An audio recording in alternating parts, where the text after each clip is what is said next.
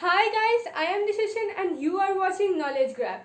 तो गाइस, आज मैं आप लोगों को आईसीएससी 9th और 10th इंग्लिश लिटरेचर का फर्स्ट पोएम जो कि है the heart of the tree explain करूंगी।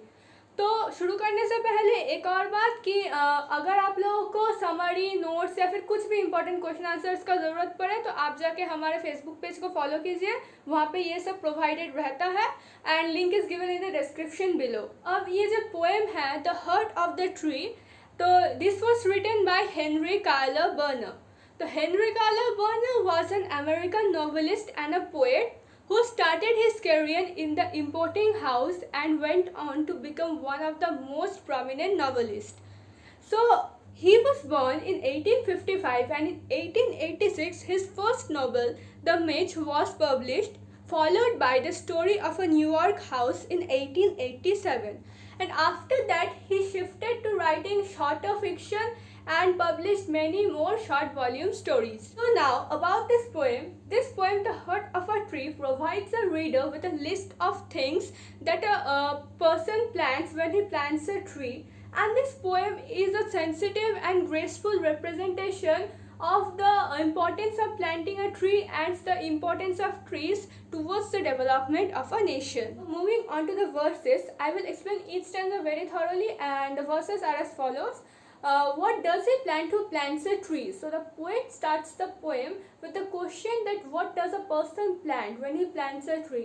So at first this question may sound awkward to the students and any of the readers, that whoever thinks that what does a person plants when he plants a tree. But as we read through this poem, we will see that the person in reality plants a host of rewards while planting a tree, and that too not only for himself but for all of the mankind. So the poet himself has given us with a list of things that a person plants when he plants a tree. So the second line is, he plants a friend of sun and sky, he plants the flag of bridges free, the shaft of beauty towering high, he plants a home to heaven and I. So these four lines means that the poet means to say that when a person plants a tree, it seems that he is adding a friend to the sun and the sky. He plants the flag of the bridges. That means he plants the path for the bridges to flow, as the trees will make a path for the wind to flow, which will soothe the mankind or the animals passing by. The shaft of beauty towering high, he plants a home to the heaven and I. So this means that when a little plant grows into a tree, it seems that a little bit of beauty is added to the nature. It will ultimately make the earth a heaven when a lot of people will plant trees. For the song and mother croon of bird, in hushed and happy twilight heard, the treble of heaven's harmony. These things he plants who plants a tree. So these lines means that the poet means to say when a person plants a tree, he gives space to the birds to build their nests and bring up their young ones. So in the twilight, in the afternoon, when the sun is almost down, the mother birds sing to their fledglings, which are the sweet melodious songs which give even peace to the mankind. And again the poet compares the planting of a tree to the treble of a dartboard game when when a player creates a perfect harmony.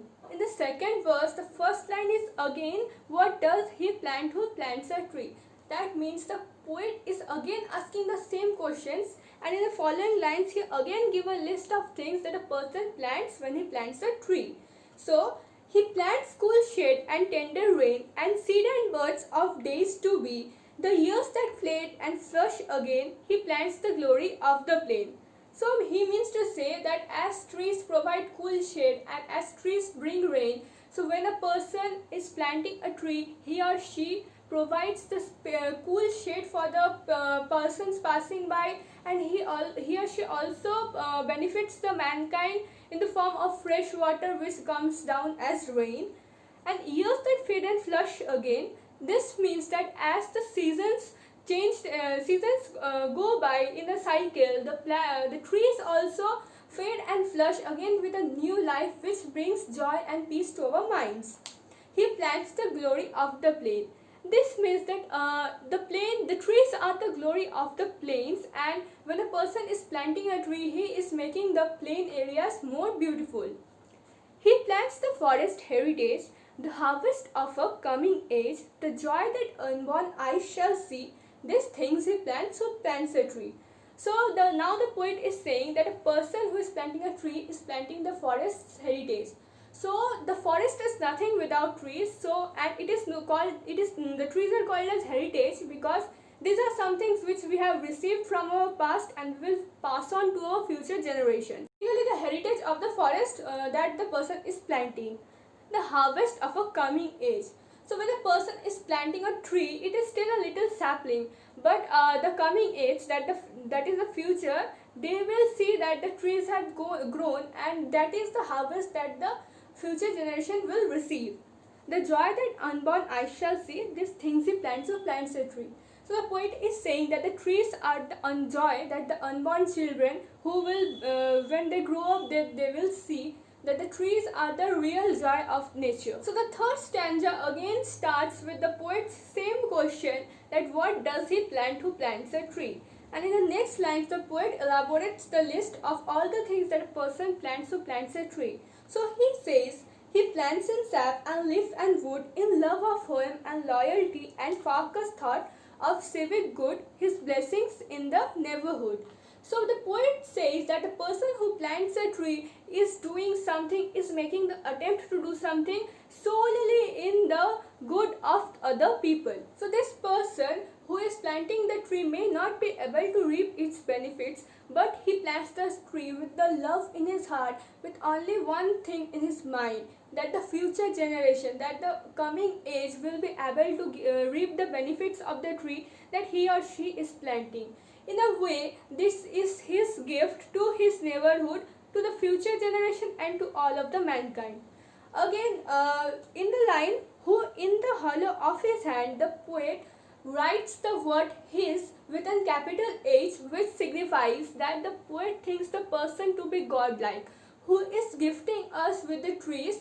And this line, in the hollow of his hand, is a beautiful representation with which we can imagine that the person is giving us a gift cup in both of his hands. So the next line says, who in the hollow of his hand holds all the growth of all our land, a nation's growth from sea to sea, stirs in his heart who plants a tree.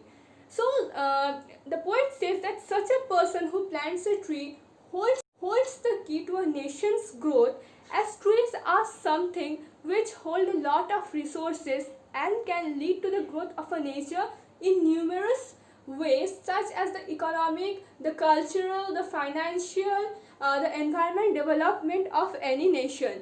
He says that from sea to sea, lands are the only thing in between where trees can grow, and the key to the development of these lands is present in the heart of that person who is planting the trees. So this poem shows a reader the things that a person plants when they plant a tree, and the poem The Heart of the Tree does not merely signifies the importance of trees in our lives, but also celebrates the heart of the person who plants a tree. It was it, guys, the total explanation of the poem The Heart of the Tree, written by Henry Calabana. If you found this video to be enjoyable, please give a like in this video and comment down below your thoughts of how I explained the video. And if any of you need any summary notes or question answers regarding this chapter, follow us on our Facebook page, the link of which is given in the description below. You can check it out, and please subscribe to our channel.